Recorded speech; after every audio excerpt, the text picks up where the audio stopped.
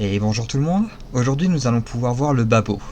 Alors, pour les autres vidéos, je vous épargne le générique que je vous passerai cette fois en accéléré. Allez, profitez bien de la vidéo.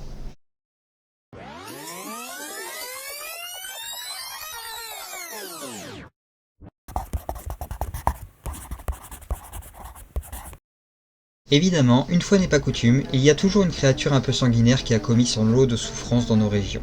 Dans les Pyrénées-Orientales, nous pourrons alors parler du babot, sorte de créature reptilienne ayant sévi autour des années 1300. La légende nous raconte qu'un 2 février au soir, une créature aurait surgi le long des berges de l'Agly. On ne sait pas exactement d'où elle est venue, mais c'est l'endroit de sa première apparition. L'animal se serait alors approché des murailles de Rivesaltes.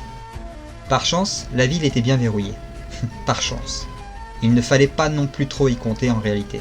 La créature, en longeant les remparts, finit par trouver une brèche et parvint à s'y faufiler. Cette brèche porte aujourd'hui le nom de Forat d'Alfourne ou le trou du four.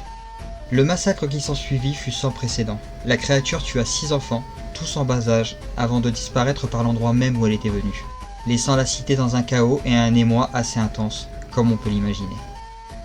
On annula une procession qui devait avoir lieu le lendemain et des ouvriers rebouchèrent le trou dans l'urgence afin d'éviter un second massacre. Mais la créature parvint à ouvrir la brèche. Par chance, des veilleurs étaient parvenus à la repousser cette fois-ci. D'après les témoignages, la créature semblait avoir des yeux capables de lancer des flammes rouges.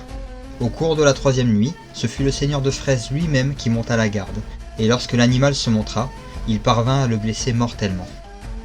La créature s'en alla mourir près d'Ortolane, et les habitants parvinrent même à prélever une énorme côte de sa dépouille, que l'on peut voir à l'office du tourisme de Rivesaltes encore aujourd'hui.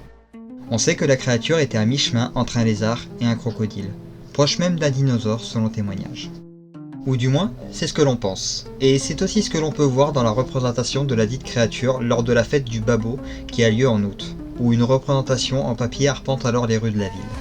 Quant à la fameuse côte, malheureusement, nul mystère. Il s'agit en réalité d'une côte de baleine prélevée sur une carcasse échouée à Saint-Cyprien en 1828.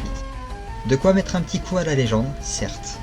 Quoi qu'il en soit, le babot a marqué Rivesaltes et fait encore partie aujourd'hui de l'identité de la cité.